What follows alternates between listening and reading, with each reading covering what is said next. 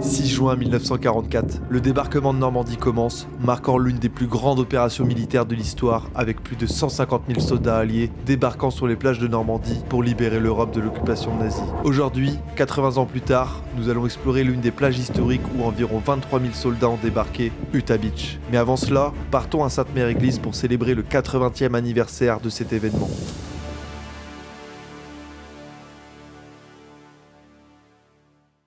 Et bonjour à tous, j'espère que vous allez bien. On se retrouve aujourd'hui pour une vidéo un peu spéciale qui change d'habitude, un peu reportage, un peu documentaire. Je suis actuellement à Sainte-Mère-Église, comme vous pouvez voir, la fameuse église. On va découvrir les parades, les animations, les camps militaires. Je vous emmène avec moi, on va faire des petites interviews. Et on finira la vidéo par un tour à Omaha Beach en fin de journée avec le coucher de soleil. Ça va être bien sympa. Allez, c'est parti. Sainte-Mère-Église, c'est un village emblématique du débarquement de Normandie. Dans la nuit du 5 au 6 juin 1944, des parachutistes américains ont atterri ici, marquant le début de l'opération Overlord. Parmi eux, le soldat John Steele, dont le parachute est resté accroché au clocher de l'église, est devenu un symbole poignant de ce jour historique. Aujourd'hui, Sainte-Mère-Église rend hommage à ses héros avec son musée et ses monuments, gardant vivante la mémoire de leur sacrifice.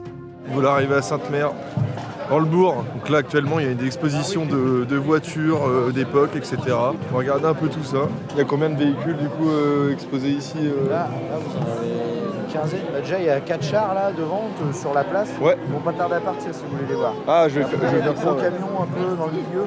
Ok, De rien. merci. Ok, ouais, on va essayer de choper les chars avant qu'ils s'en aillent.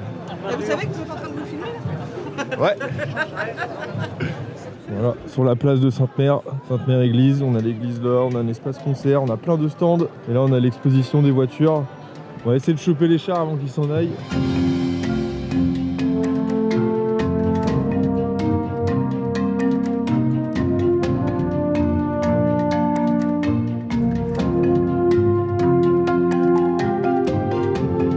Ok, normalement là, ils sont prêts à partir.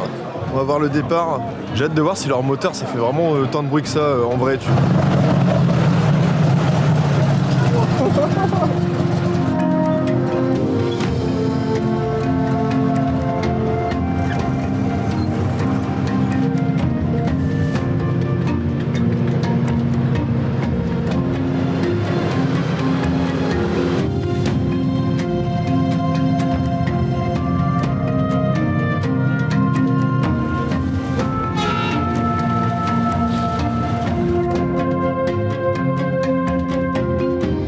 Bon, attendez, il y a un petit concert ici juste là.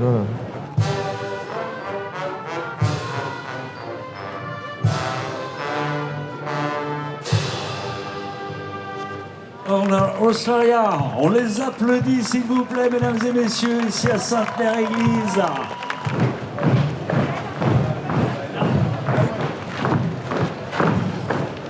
Bon, ouais, c'est cool, on a vu les véhicules partir. Maintenant, on va au camp Geronimo. C'est un camp de reconstitution qui a été fait comme à l'époque. On va aller voir ça et puis on va essayer de choper quelques interviews de ceux qui organisent ce camp.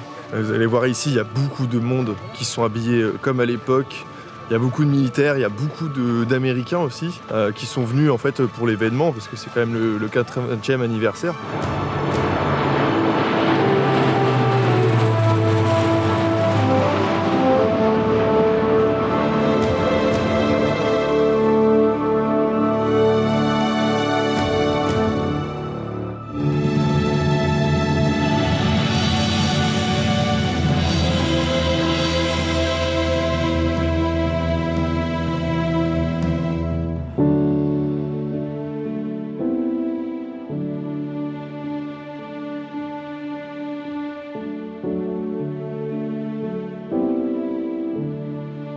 Vous savez qu'il y a les infirmières évidemment, mais est-ce que vous saviez que les femmes avaient leurs armées, l'armée féminine américaine à partir de 1942, plus précisément de 1943. Ça, il n'y a pas beaucoup de monde qui le savent. Du coup, tu t'appelles comment? Du coup, je m'appelle Angéline Mallet. Ok, enchanté. Dans quelle association t'es du coup? Alors, je fais partie de l'association Vie for Victory. Donc, c'est une association en fait avec plusieurs modules. Donc, le module de la chambrée masculine, le module du dortoir féminin, le module du parachutiste, le module de la maquette en fait qui a été réalisé par l'association, le module de la chapelle et le module des avions C-47. D'accord. Donc on présente en fait le quotidien des hommes et des femmes pendant la Seconde Guerre mondiale. Ok, super. Et du coup, qu'est-ce que tu fais la journée, ton quotidien à cet anniversaire? Alors moi, du coup, comme tous les ans, en fait, on présente le quotidien des femmes qui n'étaient pas qu'infirmières. Moi, j'ai une tenue de sergent de la Air Force américaine d'origine de 1943. Et du coup, on présente les différents métiers auxquels elles pouvaient faire face. Le fait qu'elles n'étaient pas que là à soigner les petits bobos et que vraiment elles ont eu accès à plein d'autres métiers et qu'ils étaient presque essentiels pour la guerre. Ok, bah super, bah je te remercie beaucoup, puis je te souhaite bon courage Merci, toi aussi. pour la suite. De toute façon, il reste 2 jours là, c'est ça? 3 jours. Ouais, 3 jours, après il faut remballer et puis... Ouais, c'est un peu triste, je peux pas trop y penser. Ouais, écoute, merci beaucoup. Merci. Allez. Bienvenue dans notre chambre. C'est vraiment notre chambre. Hein. Il doit y avoir quelques odeurs. Hein. Donc vous êtes dans ce qu'on appelle une squad. Ces tentes ont été fabriquées par l'armée américaine. Celle-ci date de 1943. D'ailleurs, on voit qu'elle a quelques stigmates. À l'arrivée des troupes américaines sur le sol anglais, les premières troupes vont être hébergées plutôt dans les communes pour les hommes du rang, dormiront dans des granges. Très rapidement, la capacité d'accueil ne va plus être suffisante. Les Américains vont créer des camps en Angleterre qui ont vocation à migrer. Là, vous seriez dans la configuration d'un campement fait pour les hommes du rang. Vous en avez aussi le plus connu d'entre tous qui va être largué sur Sainte-Mère-Église, le plus connu étant monsieur John Steele, évidemment. Donc John Steele, il faut savoir que lui, il est censé atterrir ici. C'est simplement parce que cette nuit-là, pour une raison quelconque, l'avion aura soit dû dévier de sa trajectoire, soit il a simplement loupé la zone de saut pour une quinzaine de secondes, ce qui est vraiment très très peu. Hello. Hello, what is the stand? Chaplain and original World War II field organ.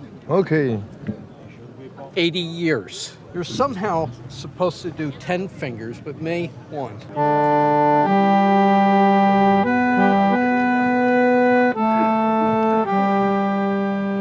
Bravo.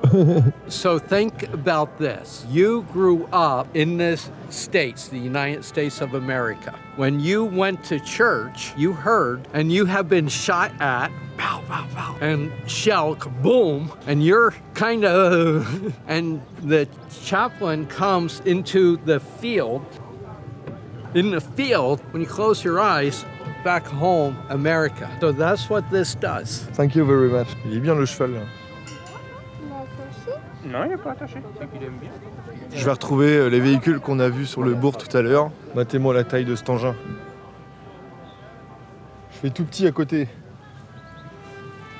Là, il est 13h, c'est l'heure de manger. Et même ceux qui font la reconstitution mangent dans les vrais, les gamelles. Ils font vraiment tout comme à l'époque. Et voilà, ils vivent pleinement leur camp, leur expérience en fait. C'est vrai que nous, en tant que spectateurs, dans l'immersion, de les voir juste sur les petits détails comme ça, les voir manger dans des gamelles, c'est vrai que pour l'expérience, c'est pas mal quoi. C'est vraiment le petit détail qui fait la différence. Attends, parce que je pense qu'on va pas t'entendre là.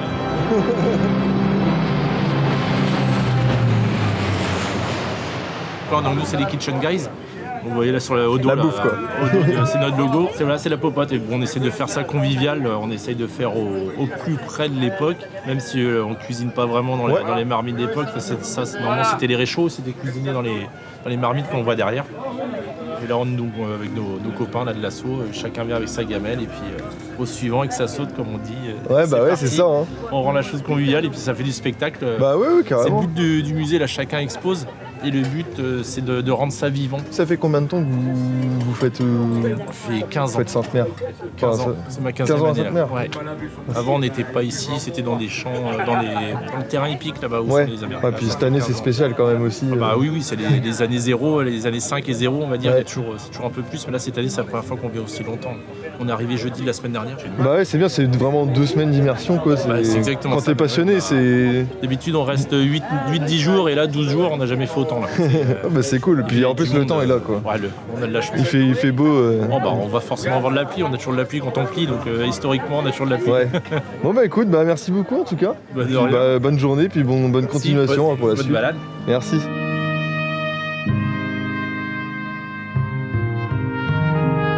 On a même vu des photos, je ne sais pas si vous voyez les camions avec des grues là, pour dépanner les véhicules avec une vache, ils trouvaient une vache. À l'époque, ils n'avaient pas les numéros sur les oreilles, donc ils en trouvaient une. Ils ne passaient pas 8 jours à aller demander c'est à qui la vache là, ou c'est à qui le cochon ou les poulets qui courent. Crac. Tous les corps de métier existaient. Et là, ceux qui découpaient la viande, quand ils suivaient la popote, c'était des bouchées de formation, des trucs comme ça. Et ils sagouinaient pas une bête, hein, parce que découper ça propre, tout ça. Bon voilà, on a fait le tour du camp un petit peu, j'ai interviewé quelques personnes, j'espère que cette petite séquence vous a plu. Je vais retourner sur Sainte-Mère-Église, normalement ils vont faire des petites démonstrations de certains événements qui se sont passés lors de ce débarquement. Et ici à Sainte-Mère, si vous avez la dalle, il y a ce qu'il faut, vous inquiétez pas, de la bonne saucisse, de la bonne frite, il y a de la bière, il y a la queue. Il faut savoir qu'en Normandie, on rigole pas avec la saucisse. Le sandwich saucisse frite ici, c'est sacré.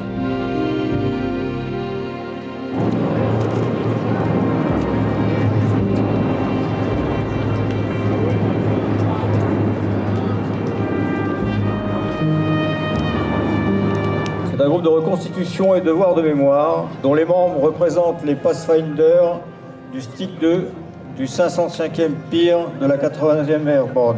Ce matériel devait améliorer le déroulement des opérations et la précision des sauts. 85% des parades du 554e PIR sautent sur la DZ. Julius Eisner, Dog Company, originaire de New York. Private Arthur John Lordich de la Dog Company, Pennsylvanie. Voilà, comme vous avez vu, il y a eu une démonstration pour rendre hommage aux Pathfinder. Et juste après, on aura du coup les premiers combats des parachutistes. Donc je vous montre ça tout de suite.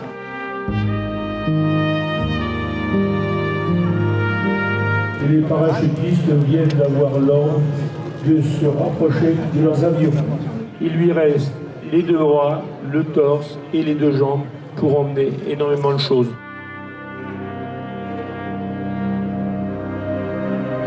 Aux alentours d'une heure, entre 1h10 et 1h30, les deux divisions seront parachutées sur la Normandie.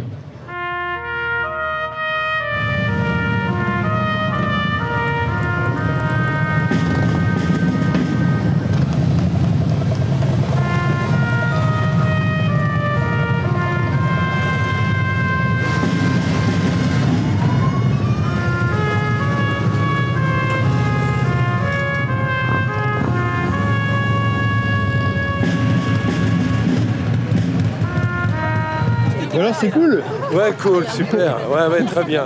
Merci à vous. Hein. Ouais, merci de votre accueil. Ah non, merci à vous. Ah ouais. 260, Ah ouais, 160 sur le papier. Combien? 160 sur le papier. Oui, moto. Ouais. Moto. Ah oui, en tout. J'ai bien dit biker. C'est différent. C'est pas pareil. C'est pas pareil.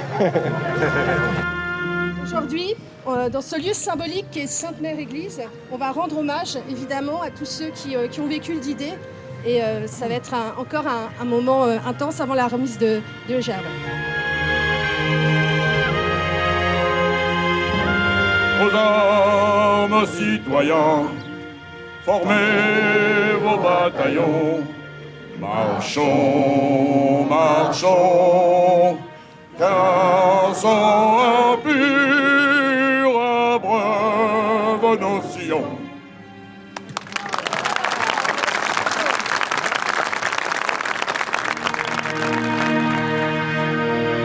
Bon voilà, je me trouve à la place de la mairie de Sainte-Mère-Église et c'est un très bel hommage qui a été fait par les ducs de Normandie avec leur Harley Davidson. Donc voilà, comme vous avez pu le voir, je vous ai laissé les images qui ont parlé, c'était un très bel hommage et puis voilà.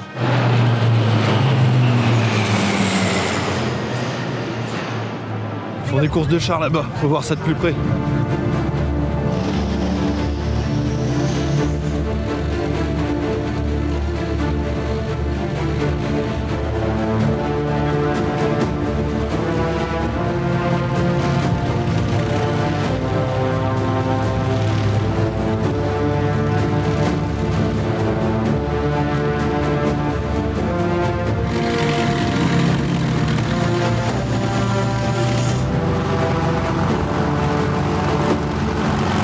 Que je vous montre l'état de ma caméra là.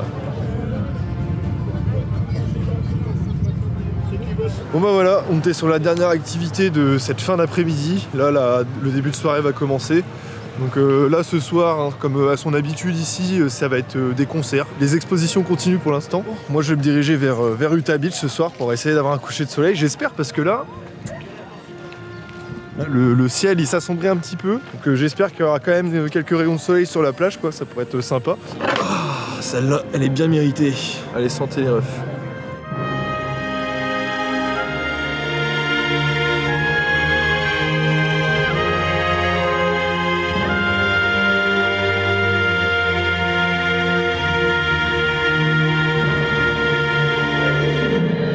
Me voilà à Utah Beach. C'est ici, il y a 80 ans, J+1, puisque nous sommes le vendredi 7 juin 2024, que 23 000 Américains, soldats alliés, ont débarqué sur cette plage à 6h30. C'est l'une des premières plages où a eu lieu le débarquement. C'est vrai que c'est dur de s'imaginer en ayant les pieds ici, mais je marchais un petit peu, je pensais à tous ces soldats qui se sont sacrifiés pour notre libération.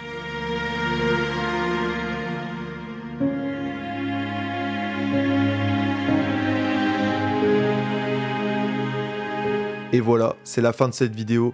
Merci de m'avoir accompagné à Sainte-Mère-Église et à Utah Beach. J'espère que ce format reportage vlog vous a plu. J'ai souhaité honorer la mémoire des hommes courageux qui ont pris des risques et souvent sacrifié leur vie lors du débarquement de Normandie. C'est pourquoi nous commémorons ces anniversaires, pour nous souvenir de leur bravoure et de leur dévouement à la cause de la liberté. N'oublions jamais leur sacrifice, que leur mémoire reste vivante en chacun de nous.